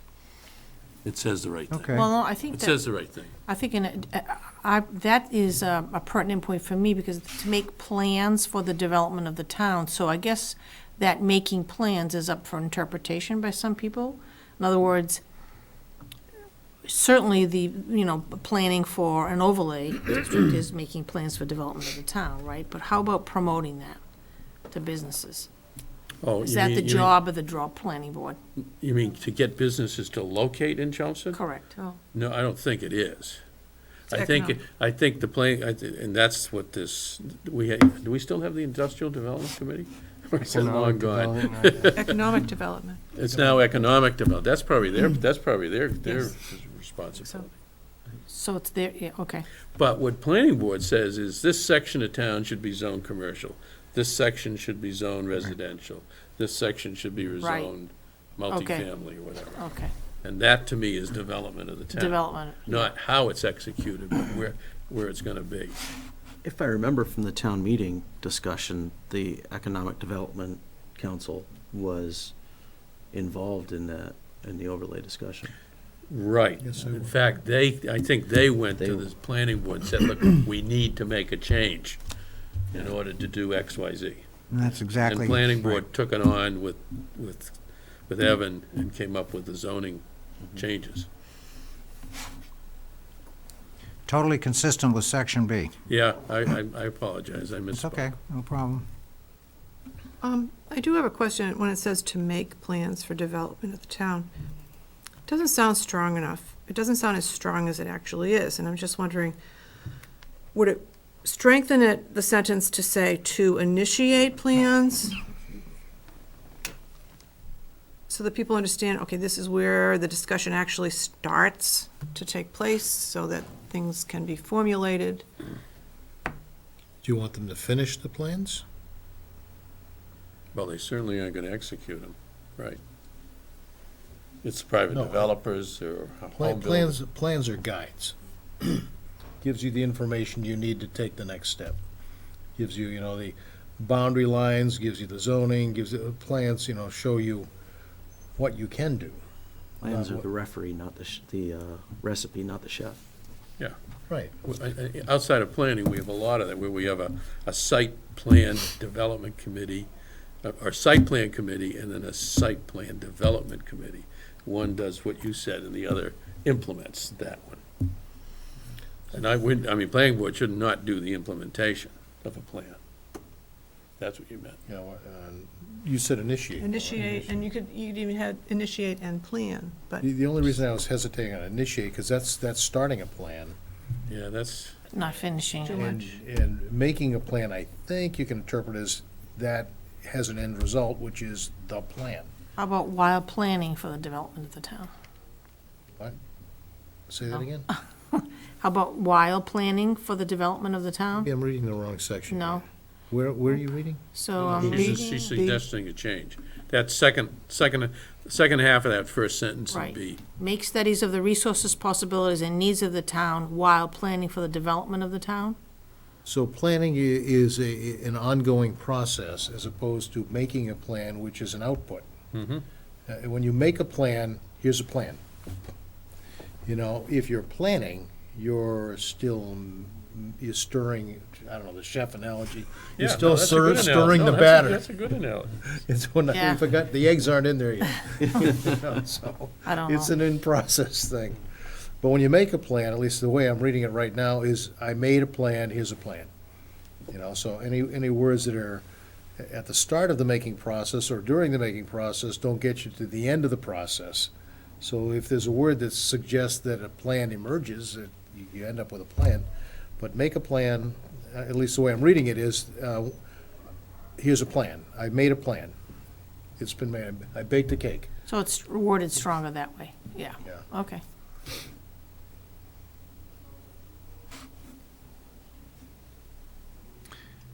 This says, to me, that sentence says that the planning board could decide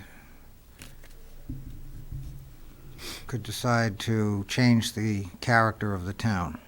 Yes, and they do it through zoning changes. Right. Which you have to go through town meeting. Yes. Right. Right. But that's what this means, That's fine. They okay? approve individual plans, like Doug used, recipes. But they also have to have an overall vision for the town, which is They should kind of have, the right. cookbook, so to speak, where you assemble your. No, Extend the to follow your analogy. analogy, but, so they're planning, there's a micro and a macro level to this, where they're looking at the overall plan for the town, what's in the best interest, and then in the micro, the individual. And what tends to happen is they migrate towards the micro, and they don't spend enough, I don't think they spend enough time on the macro. Well, that's what the master plan's for. Right. The Suggestions. pla- Yeah, The way the right. planning. But the master plan, right. yes, yes. It's largely reactionary right now. You know, they're not proactive. This language suggests that they can be proactive. The reality is that they react, okay? I'm not saying that's a bad or a good thing, I'm just saying that that's the way it is, okay? So, Well, do we think that they should be more proactive? that's a good question. It's easier to, yes. I mean, and it's- they are but an it's easier to be reactive. They are an elected board, okay? And the definition of an elected board has historically been a policy-making board. Oh, good, Sam's right. A good example, Sheila, is in the 2000, the big one is in the 2010 master plan. The overlay for Route 129 was envisioned, but because of who got elected to the planning board over the interim period, they chose not to act on it. That's correct. That is what happened, yeah. So, I keep focusing on those words, Sheila, make plans, it's, Something that's missing, I can't pinpoint it. well, it gets to what, make plans almost has a start and a begin, a start and an end, and Glenn was very clear in making the distinguishing, and it doesn't have a start and an end. They should always be planning for the development of the town. Because the situation's different this year than it was 5-10 years ago. Could So- say, so and, the- and just plan for the development of the town, and Well, take does the word does make out of the first part it? of that sentence, solve what you're Shall- concerned about? To make studies of the resources, possibilities, and needs of the town, yep. And then, Provide for the and then I development. think, I guess it's saying, as a result of that, they make plans for the development, right? Right. So they gotta have the ammunition to create a plan. So there becomes the studies, where's the wetlands, where's the, Mhm. too high density, where do all the 40Bs end up? Mhm. It's kind of a joke there, but, exactly. Anywhere they want to, yeah, right. So, that should be, and I don't know whether it actually is, but it should be an ongoing process of, that the towns. How about, would you want to stick the word "then" in there, Sheila? And so, Then to make? and then to make plans. After they've done what Glenn just referred to. After they've done studies of resources, studies of possibilities, and studies of needs, then they make plans for development. Would that help you? Or make it two sentences? Well, that always is That's better. yeah. 2 sentences are always better than one. It's a long, then? I don't know if it makes it clearer. My concern with the "and then" seems to imply to me that it's a serial process, whereas As this opposed to a could be continuing? parallel. Yeah. We could While do making studying Plans for the and planning development of the town. concurrently. Oh, No? Yeah, it's almost circular. And then one feeds on the other. Yeah.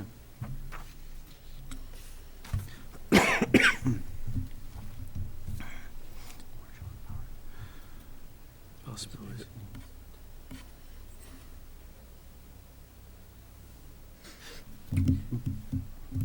Are we agonizing over language that hasn't been a problem? Or is this? The word promotes comes to my mind. Do they promote what they want to plan for in the future development? Do they have responsibility to get out there and work with the Economic Development Committee to make? I don't think of them, maybe they do, but I don't think of them as being proactive. I think of them as being more. Reactive. Reactive. So should they be more proactive? Well, the only time they would advocate would be in town meeting, if they were proposing for a zoning change, for example. Then you'd see some advocacy, but general marketing type advocacy, I don't think you're going to see from the planning board. Okay. That would be more for economic development. I do wish the planning board chair would make the presentations for their own warrant articles, but I don't think we can put that in the charter. They never present their articles. It's always a community development director.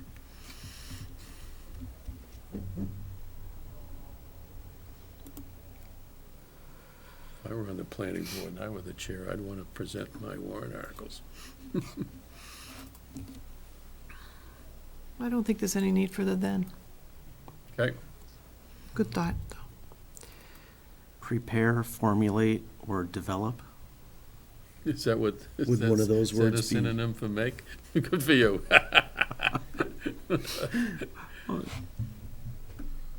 I'm almost thinking that make plans was chosen deliberately to cover all of those thoughts.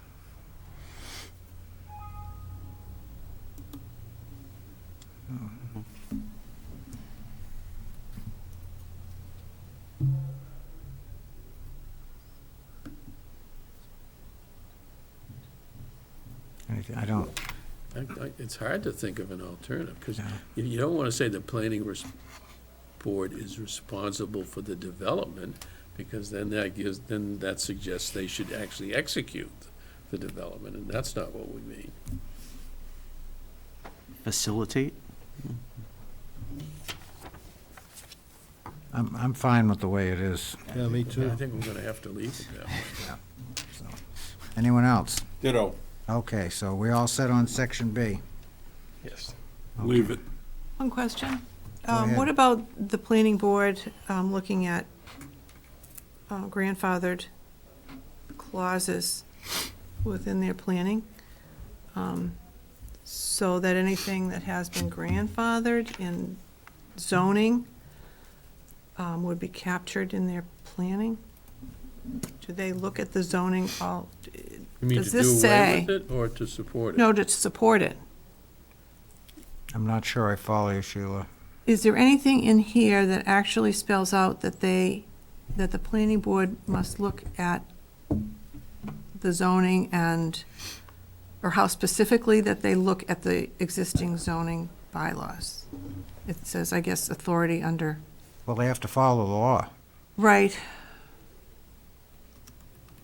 So whatever it says, So anything grandfathered into a zoning bylaw, that's a zoning bylaw. part of the law, right, Yeah, the bylaw itself will talk about grandfather, right, or not. right, exactly. All right, thank you. Yeah.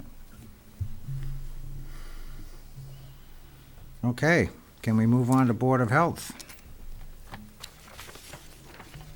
Another elected board.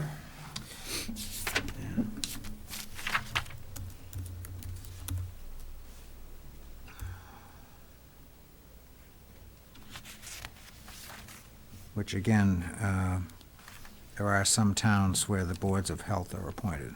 Well, we're gonna talk about that, right? If they Do you wanna deign- wait- if they- do you if wanna- they deign to come You to want to talk wait to us. until, yeah, they've indicated they're going to come in, they just Yeah. haven't said when. Yeah. I And think we ought to wait and see what All right, Table. that. so we'll table that until we hear from the Board of Health.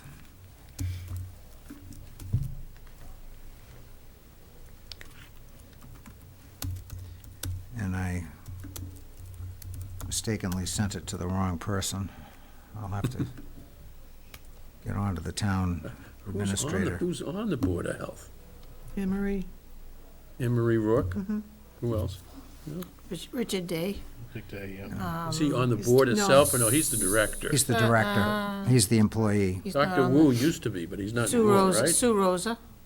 No, she's on the, she's She's hired. not? No, she's hired. She's gonna take Richard's place when he retires? Ooh, makes sense, but.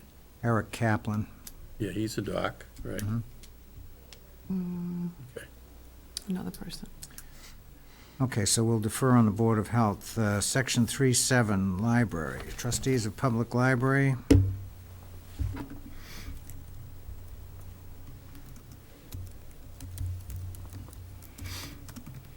I asked why 7 members instead of 5. Thinking the same thing. Section A, composition term of office. We have 7 members now. But if it works, that's great. I'll admit I haven't done any research into library committees of other towns, so I have no idea. Probably there's a group that don't have elected library trustees, I bet you. I do know of one town where there are 15. Yeah. So, I mean, so there, you know, there is a variety of memberships. We seem Does to the like, library- we seem to like 7 in Chelmsford, don't we, for committees? 7 FinCom, 7 library. It's a biblical number, but, I suppose, Odd number. yeah. so does the library board of trustees or library employees chase grants for the library? Yes, You Yes. do? I believe. Well, good, that's good, because I don't We have remember a hearing library much. expert right here on the committee, so. Yes, Yes, they do. okay. Is that part of what they task themselves to go do, is look for library grants? They look for library grants, and the director of the library does as well, but they can work together to do that, among other things. I The mean, reason why I asked is if 7 as opposed to 5 members, if they're actively involved in finding grants, a couple more people help. It's true. Many hands, yeah.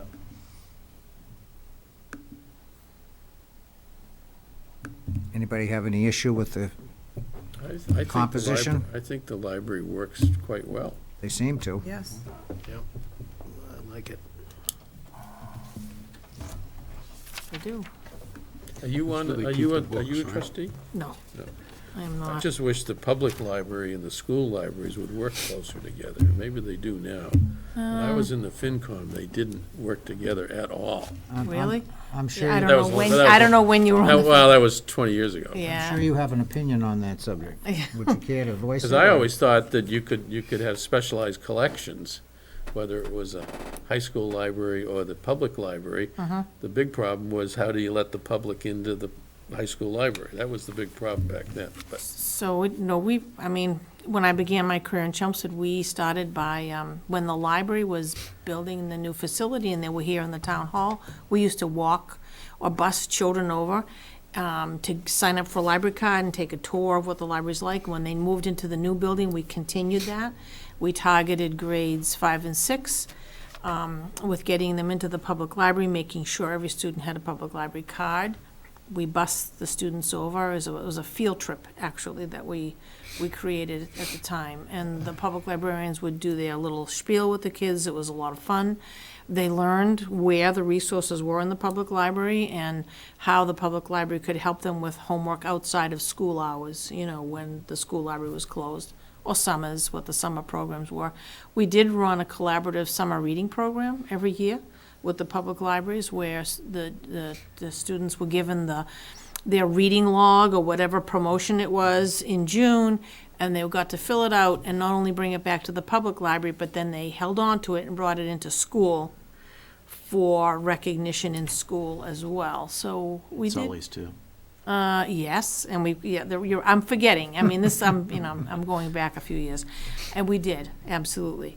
And as the years passed, I mean, at the high school, we certainly did things like, reaching out for collection sharing. Oh, and there go the lights. I'm boring everybody. So, if the students were working on a very timely science topic and the high school's collection didn't have enough books or all the books they might need on, let's say, some topic in ecology or something that had to be current, we would borrow books, not only from our public library, but from across the state of Massachusetts, with So you have the interlibrary same law. access to lending processes as the public library has? Yes. A lot of people in town would have liked for a public library to be located near the schools.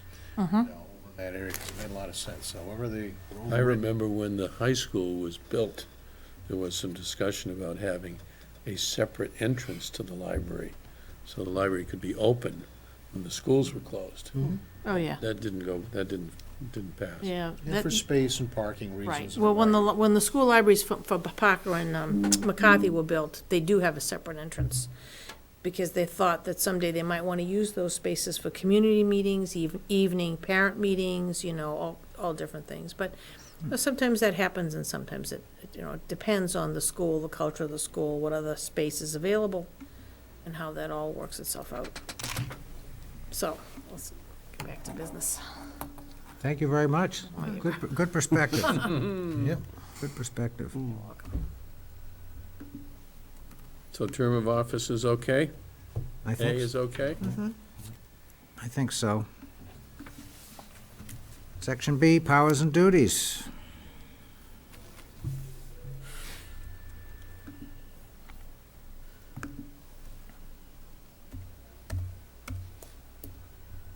Now, the library trustees are in charge of their own property, their own building. That's not managed by the town. Including maintenance services? Yes. And who owns the garage? Library does. Library You owns mean the one that was just It's- built? And The the new one. library paid for that? Out of the library? Library and Friends of the Library, I think, paid for Don't they it. have an endowment? That didn't go to the town? oversee? I think so, yes. With all the, Right. that it says all Was the it? gifts or I don't know, I'm just requests. wondering, I can't remember that it did, but. Don't know. Because they're trying to raise, Friends of the Library are trying to raise 150 grand privately to landscape the site. Which is a big number, but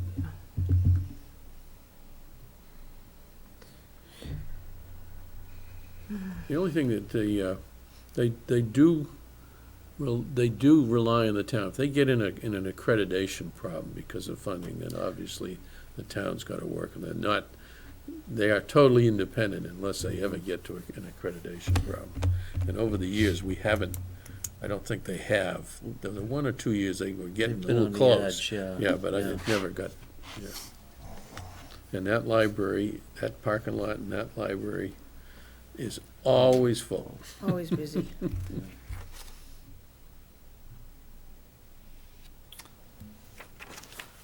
Best free resource there is. Oftentimes on the weekend, there's overflow parking across the street. And I've only had to park across the street once, and I use the library almost every week.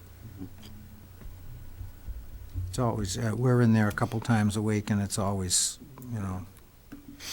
very well populated. Good library. It is. Not that they have everything, on the shelves, but they can get stuff really fast. so- That's what's so good about it now. They Well, can they're part of the serve- consortium. Oh, yeah. Right. Yeah. And so if you have a Chelmsford Public Library card, if you want to go down to the Concord Public Library and take out a book, you can do it on the Chelmsford card, Well, I just have them ship it from Concord. Yeah, Or you that's can, what or you can do Or you that. can have them ship it Right, down. right. It's It great. takes like a day or 2 days. It's very quick. It's very nice. Mr. Chairman, I Yes, don't sir. know where it's necessarily applicable to section 3.7, but Ms. Foley had visited with us last month Mhm. and had some discussion about labor negotiations with respect to the library union. And that probably come up later, but as long Is as we're that talking in about the regard to library. having selectmen attend the? She was opposed to having selectmen Right. sit in on the negotiations. I I've think got some that's thoughts. what that was about. Do you recollect anything else that she had to offer in that That's- regard? That's No, what I had. I think that's what it was, yeah. All right, never mind. Where do we talk about that? On the Board of Selectmen? I think she came in and, Because Town manager. Remember Under Glenn, town- Glenn under had town a, manager. Glenn had a similar point, Yeah, remember? when we, he talked. I anticipate Town manager. probably the meatiest discussions we'll have are under the Board of Selectmen and the Town Manager sections of the charter. That would be my guess. Could be. Really? I don't know why I would say that, but Because it happened 10 it years ago. happened 10 years ago, yes, it did. So, that would be my guess. So are we okay with 37B, or? I only have one question. Why? Now, I know the answer that I'm gonna get. Why can't we charge outsiders, people that do not live in town, use the library? The answer is because some of the library is run by federal money, is that, or state money? You want Well, the library's budget to purchase materials, print materials, and materials that exist in the library comes from our town. But online resources come from the state, a lot of them.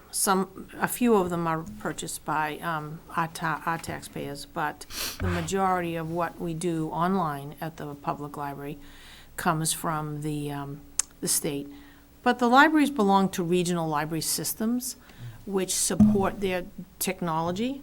So if you see an online catalog, it's not only used by Chelmsford Public Library, but it's used by what they call Merrimack Valley Library Consortium, which is a group of public libraries that are linked together by the same network. And there are 6 such different networks in the state of Massachusetts.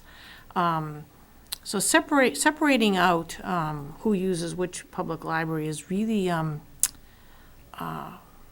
something that really can't be done today because of the way we do resource sharing. So if you have someone, let's see, out in Pittsfield, Massachusetts, who really needs a particular book on a particular topic, Chelmsford is obligated to send that book to Pittsfield because we contribute to what they call the interlibrary loan system.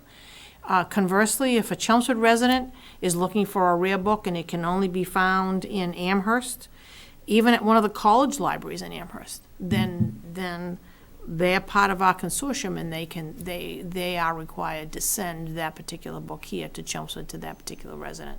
Unless it's on reserve for a professor's course, then no, they can't. So public libraries are all about resource sharing and everyone sort of having access to everyone else's collections. In fact, there is a database that links every public library in the state together so that when you search, you can see the holdings of every library across the state. So it's kind of a mutual aid kind of arrangement? Correct. That's right. It's even better than that. They have relationships explanation. with universities to get material.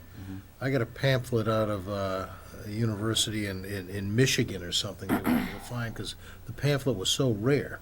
You know, they found it and they took a couple weeks. Did Boston Public Library have to find it for you? Or was it? I think our folks found it, or maybe they But used it's through Boston. yeah, see, Boston Public Library is called the Library of Last Recourse, so if you can't find. That's about right. You got that If you right. can't find something in a public library across the state, Boston, either, if they have it, they have it. If they don't have it, then the librarians and the staff there will look nationwide for something. Glenn, now you've piqued my curiosity. Yeah. It was a will. pamphlet on Admiral Nimitz's take on what the Japanese missed doing at Pearl Harbor. There were 3 or 4 critical mistakes they made at Pearl Harbor. I'll tell you about them after the meeting.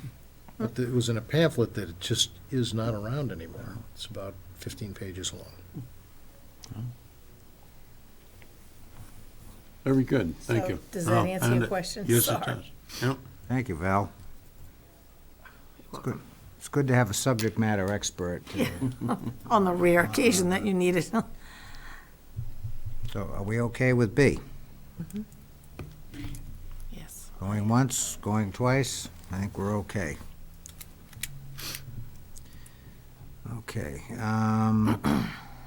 Cemetery, I would suggest that we table that, as we are going to have, I know we're going to have somebody address this concerning the town manager's proposal. So we'll defer that. Section 3.9, Sewer Should that come Commission. out of- Should that come out of the charter now?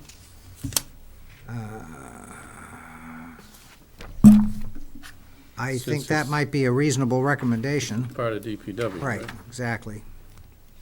No longer exists. Oh. What's editor's note?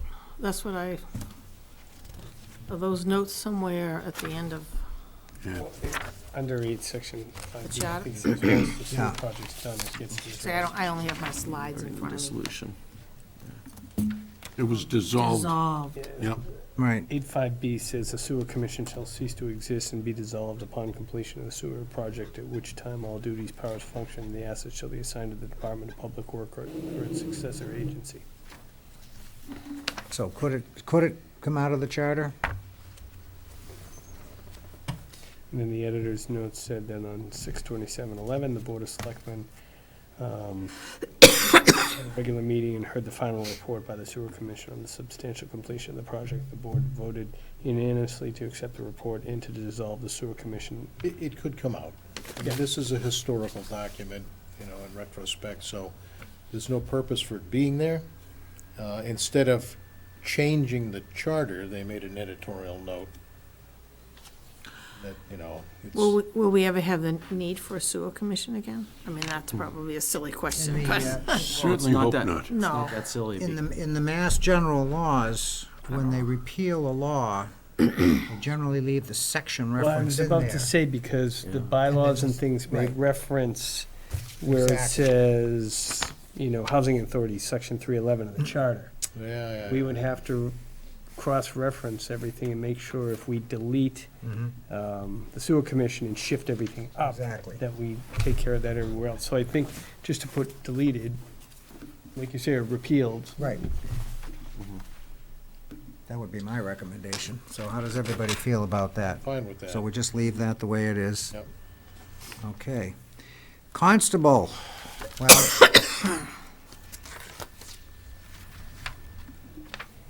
it's a little after 9 o'clock. Do you want to adjourn, or do you want to take this one on? We had a presentation by the town manager.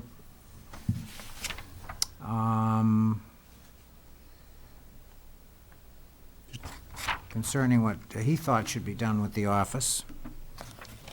Refresh my memory, did he suggest it with I the, believe. He wants to appoint the constable and essentially put it under the jurisdiction of the chief of so police. it was with the recommendation of the police department for who the appointment should be, or? Correct. He would appoint a constable from a list supplied by the chief of police. Okay, that's what I thought, And it's not a policy-setting office or board, right.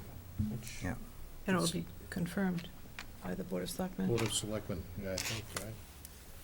Are all the appointments like that from the town manager confirmed by the Board of Selectmen? Yeah. Pretty much, yeah.